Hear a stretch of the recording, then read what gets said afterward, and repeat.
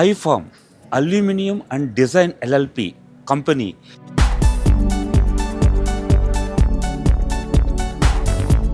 స్థాపించిన అతి కొద్ది సంవత్సరాల్లోనే నిర్మాణ రంగంలో ఓ సరికొత్త ఒరవడిని సృష్టిస్తుంది.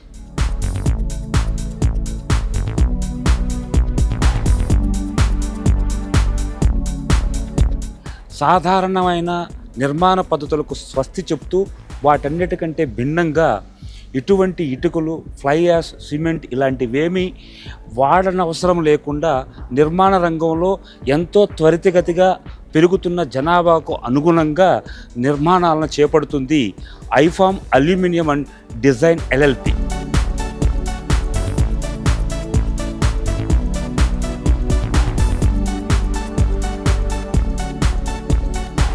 అంతేకాకుండా పర్యావరణానికి ఎటువంటి భంగం కలగకుండా అతి తక్కువ కాలంలోనే ఐరేస్ లాంటి అపార్ట్మెంట్లు ఎన్నో నిర్మించబడుతున్నాయి ఈ IFAM aluminium and design LLP company ద్వారా.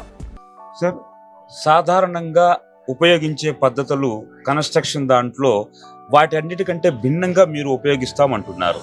Aluminium blocks ఉపయోగిస్తామంటున్నారు. ఒక్కసారి మీ ఎంటైర్ ప్రాసెస్ గురించి మాకు వివరించండి సార్. షూర్ అండి. జనరల్గా మనకి ఏదైనా బిల్డింగ్ కట్టాలంటే డిజైన్ మనకి ఆర్కిటెక్చర్ నుంచి డిజైన్ వస్తుంది. అలాగే స్ట్రక్చర్ నుంచి స్టీల్ ఎంత వేయాలి, బీమ్ సైజ్ ఎంత ఉండాలి, కాలమ్ సైజ్ ఎంత ఉండాలి, ఇది స్ట్రక్చరల్ డీటెయిలింగ్ వస్తుంది. అలాగే ఎంఈపీ డిజైన్, ఎంఈపీ అంటే మెకానికల్, ఎలక్ట్రికల్, ప్లంబింగ్ నుంచి మన ఎలక్ట్రికల్ పాయింట్లు ఎక్కడ ఉండాలి, డిస్ట్రిబ్యూషన్ బాక్స్ ఎక్కడ ఉండాలి, వాష్రూమ్స్లో కానీ కిచెన్స్లో కానీ సర్వీస్ పైప్ లైన్స్ ఎక్కడ ఉండాలి, షవర్ ఎక్కడ ఉండాలి, ఇవన్నీ డీటెయిల్స్ వస్తాయి. సో వీళ్ళు ఒక 20 డ్రాయింగ్స్ వరకు మాకు ఇస్తారు. ఆ 20 డ్రాయింగ్స్ని స్టడీ చేసి మేము ఒకే ఒక డ్రాయింగ్ ప్రిపేర్ చేస్తాము. ఆ డ్రాయింగ్ని మేము షెల్ ప్లాన్ అని అంటాము. ఆ షెల్ ప్లాన్ మీద మేము వర్క్షాప్స్ కంటిన్యూస్గా చేసి వాళ్ళ ముగ్గురితోటి సైన్ పెట్టించుకుంటాము. తద్వారా ఏమవుతుందంటే మేము మా ప్రొడక్షన్కి ముందుకెళ్ళాలంటే మాకు ఈ షెల్ ప్లాన్ మాత్రమే బేసిస్ అవుతుంది. వాళ్ళు ఇచ్చిన 20 డ్రాయింగ్ని మేము ఇంకా రిఫర్ చేయము, ఎందుకంటే వాళ్ళతోటి ఇక్కడ సంతకం తీసుకున్నాం కాబట్టి. ఈ షెల్ ప్లాన్ని యూజ్ చేస్తూ మేము షాప్ డ్రాయింగ్ అని అంటారు, లేకపోతే మాడ్యులేషన్ డ్రాయింగ్ అని అంటారు, ఆ డ్రాయింగ్ని తయారు చేస్తాం. ఆ డ్రాయింగ్లో ఏముంటాయంటే ఇలా ప్యానెల్ అరేంజ్మెంట్, ఇక్కడ ఒక ప్యానెల్ ఉంది, ఇక్కడ ఒక డోర్ ఉంది, దాని తర్వాత మళ్ళీ ఇక్కడ ఒక ప్యానెల్ 300 mm వైడ్ ఉంది, ఇక్కడ ప్యానెల్ 2 feet ఉంది, అక్కడ ఇంకో 2 feet ఉంది, అక్కడ ఇంకో 1 feet ఉంది. ఇలా మనకు ఒక డ్రాయింగ్ ఏర్పడుతుంది. ఇలాంటి డ్రాయింగ్లు మేము 7 డ్రాయింగ్లు చేస్తాము. ఒకటి వాల్, ఒకటి స్లాబ్, ఒకటి బీము, అలా డిఫరెంట్ డ్రాయింగ్స్ చేస్తాము. దాని తర్వాత మేము మా మ్యానుఫ్యాక్చరింగ్ డ్రాయింగ్ చేస్తాము. మ్యానుఫ్యాక్చరింగ్ డ్రాయింగ్లో ఏమవుతుందంటే ఇటు పక్కన ఒక ప్యానెల్, ఇటు పక్కన ఒక ప్యానెల్, ఇక్కడ ఎక్కడ కనెక్షన్ ఉండాలి, ఎక్కడ మనం దీన్ని జాయింట్ చేయగలుగుతాము, ఎక్కడ మనం హోల్స్ చేయగలుగుతాము అనేది ఒక డిస్కషన్ ఉంటుంది. సో దీన్ని మ్యానుఫ్యాక్చరింగ్ డ్రాయింగ్ అంటారు. ఒక్కసారి మాకు ఈ మ్యానుఫ్యాక్చరింగ్ డ్రాయింగ్ అయిపోయాక మా ఫ్యాక్టరీలో ప్రొడక్షన్ అయిపోతుంది. సో ఒకసారి మీరు ఇలా లోపలికి వస్తే, ఇప్పుడు నేను డోర్లో నుంచి లోపలికి ఎంట్రీ ఇవ్వబోతున్నాను. సో నేను ఇందాక చెప్పినట్టు ఇప్పుడు నేను రూమ్లోకి వచ్చాము. మనం డోర్లో నుంచి ఎంటర్ చేసి రూమ్లోకి వచ్చాము. ఇది ఒక చిన్న రూమ్ మాకప్ లాగా డిజైన్ చేశాము. సో ఈ రూమ్లో ఏంటంటే వాల్స్ ఉన్నాయి. సో ఇవి వాల్ ప్యానెల్, ఇవి ఇంటర్నల్ వాల్ ప్యానెల్స్, 1, 2 ఇలా ఇంటర్నల్ వాల్ ప్యానెల్స్ ఉన్నాయి. అలాగే బయట ఎక్స్టర్నల్ వాల్ ప్యానెల్స్ కూడా ఉన్నాయి. ఈ 2 వాల్ ప్యానెల్స్ లోపల మనకి స్టీల్ ఆల్రెడీ పెట్టుంది, రీఇన్ఫోర్స్మెంట్ స్టీల్. పైనుంచి కాంక్రీట్ వేసినప్పుడు 24 hours తర్వాత దీన్ని నిప్పినప్పుడు మనకి లోపల కాంక్రీట్ సర్ఫేస్ ఫినిష్ కనిపిస్తుంది. అయితే ఈ వాల్ ప్యానెల్స్ని ఎలా జాయిన్ చేస్తున్నామంటే, ఒక వాల్ టై అంటూ ఉంది, ఇది ఈ చివరి నుంచి ఆ చివరి వరకు వెళ్ళింది, దీన్ని పిన్వేస్ తోటి మనం లాక్ చేసాము. ఈ వాల్స్, ఇప్పుడు ఈ గోడ మొత్తం డెడ్ వాల్, అంటే మొత్తం గోడే ఉంది. ఇటువైపు చూస్తే ఇంకో గోడ, అక్కడ ఒక డోర్ ఉంది. ఇటువైపు చూస్తే ఇక్కడ ఒక చిన్న పెద్ద కిటికీ ఇచ్చాము, ఇక్కడ ఒక చిన్న కిటికీ ఇచ్చాము. సో ఇదేంటంటే ఈ కిటికీకి ఒక 100 mm బ్యాండ్ కూడా బయటకు వెళ్ళింది. సో దీన్ని కూడా మనం అల్యూమినియం ఫార్మక్లోనే తయారు చేసుకుని వచ్చాము. ఈ ప్రతి దాని లోపల స్టీల్ ఆల్రెడీ ఎంబెడ్ అయి ఉంది.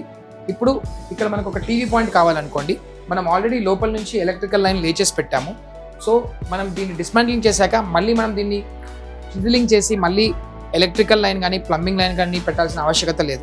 ఆల్రెడీ మనకి electrical point, fridge point, TV point, distribution box, అలాగే సపోజ్ కిచెన్ యూటిలిటీ అనుకోండి, ఇక్కడ ట్యాప్ పాయింట్ అన్నీ మనకి ముందే డిసైడ్ అయిపోయి ఉంటాయి. సో ఇక్కడేమో మనం ఒక చిన్న కిటికీ కూడా తయారు చేసాము.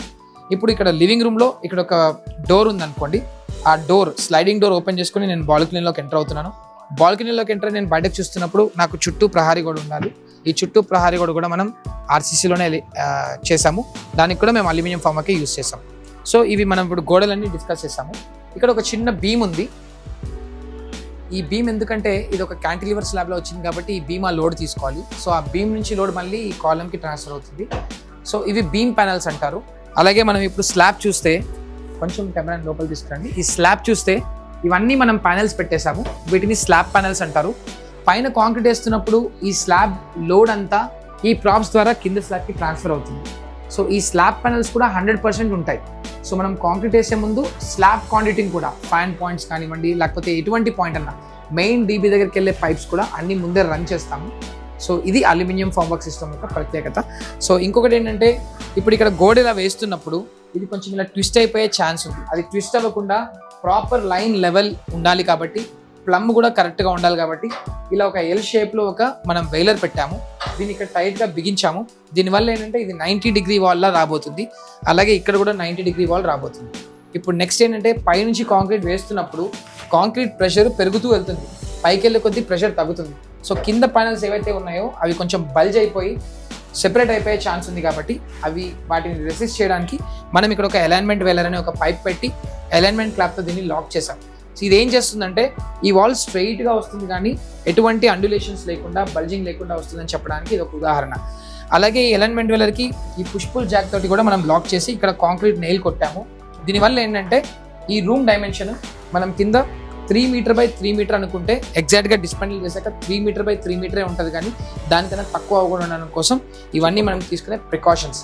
అలాగే ఇప్పుడు మీరు డోర్ చూసా, ఇప్పుడు ఇక్కడ ఒక స్లైడింగ్ డోర్ రాబోతుంది. ఈ డోర్ విత్ 2 మీటర్ అని మనం అనుకున్నాం. 2 మీటర్ అని అనుకున్నప్పుడు పైన 2 మీటర్ ఉండి కిందకి వచ్చి 1.95 మీటర్ వెళ్ళిపోతే మనకి 50 mm తగ్గిపోతే మనకి చాలా ప్రాబ్లం. విండో మ్యానుఫ్యాక్చర్ కానీ డోర్ మ్యానుఫ్యాక్చర్ కానీ ఇక్కడ వచ్చినప్పుడు మళ్ళీ దీన్ని రిపేర్ చేసి ఇవ్వమంటాడు. అలాంటి రిపేర్లకి ఎటువంటి స్కోప్ లేకుండా మనం కింద కూడా ఒక 2 మీటర్ స్పేసర్ ఇలా పెట్టడం జరిగింది. ఈ స్పేసర్ పెట్టడం వల్ల పైన ఎంతైతే డైమెన్షన్ ఉందో కింద కూడా అంతే ఓపెనింగ్ డైమెన్షన్ వస్తుంది. ఒక్కసారి మీరు ఇలా లోపలికి వస్తే ఇది ఒక ఆర్చ్ డోర్ మనం డిజైన్ చేసాము. ఈ ఆర్చ్ డోర్ లో కూడా కింద మనకి 1 మీటర్ స్పేసింగ్ ఉండాలని ఉంది. నేను ఇందాకైతే ఏదైతే చెప్పానో కాంక్రీట్ ప్రెషర్ ఇక్కడ ఎక్కువగా ఉంటుంది కాబట్టి వాటిని తోసేసుకుని దగ్గరకు వచ్చే స్కోప్ ఉంది కాబట్టి వాటి ప్లేస్ ఉండడం కోసం లోపల ఒకటి బయట ఒకటి మనం డోర్ స్పేసర్ కూడా పెట్టడం జరిగింది. వీటిని మనం ఇందాక ప్రాప్స్ అని అన్నాము. ఏదైతే స్లాబ్ మీద లోడ్ రాబోతుందో ఆ లోడ్ మొత్తం ఈ స్లాబ్ నుంచి ఈ ప్రాప్ ద్వారా కింద స్లాబ్ కి ట్రాన్స్ఫర్ అవుతుంది. ఇవి చూస్తే యాక్సెసరీస్. సో ఈ అల్యూమినియం ఫామ్ వర్క్ సిస్టమ్ మొత్తం అంతా మనం ఒక సెట్ లాగా తయారు చేయాలంటే ఈ యాక్సెసరీస్ అన్నీ యూజ్ చేసి జాయిన్ చేస్తేనే అదొక సెట్ లాగా తయారవ్వబోతుంది. సో ఈ యాక్సెసరీస్ అన్నీ జాయిన్ చేసే అల్యూమినియం ఫామ్ వర్క్ సిస్టమ్కి సంబంధించి మేము ఏదైతే ప్రొడక్షన్ చేస్తామో మా ఫ్యాక్టరీకి వాటికి సంబంధించిన సెక్షన్స్ ఇవన్నీ. ఈ సెక్షన్స్ మా యూఎస్పీ అండి, మా యూనిక్ సెల్లింగ్ పాయింట్. ఈ సెక్షన్స్ డెన్సిటీ చాలా చాలా ఎక్కువ. ఇండియాలోనే హైయెస్ట్ వెయిట్ ఉన్న అల్యూమినియం ఫామ్ వర్క్ మేము అమ్ముతున్నాము. సో తద్వారా మేము బిల్డర్కి మళ్ళీ వాళ్ళు తిరిగి రిటర్న్లో అమ్ముకునేటప్పుడు స్క్రాప్ వాల్యూ కూడా మా సిస్టమ్ కొంటే హయ్యర్ వాల్యూ జనరేట్ అవుతుంది. సెకండ్ థింగ్ ఈస్, ఈ సిస్టమ్స్ ఇంత స్టేబుల్గా, బల్క్గా, డెన్స్గా ఉండడం వల్ల ఏవైతే స్ట్రక్చర్స్ మనం ఫినిష్ చేయబోతున్నామో అవి ప్లెయిన్ స్ట్రక్చర్స్ అవుతాయి. ఎటువంటి రిపేర్స్ లేకుండా make it first time right అనే కాన్సెప్ట్ తోటి మేము ముందుకు వెళ్ళబోతున్నాము. సో ఈ సెక్షన్స్ని కూడా కవర్ చేయండి. ఈవెన్ స్టేర్ కేసెస్ కూడా మనం అల్యూమినియం ఫామ్ వర్క్ తోటే వేసేసుకోవచ్చు. సెపరేట్గా స్టేర్ కేసెస్ కోసం మళ్ళీ మనం సెకండ్ కన్స్ట్రక్షన్ చేయాల్సిన అవసరం లేదు. ఇది మా aluminium formwork speciality. Thank you.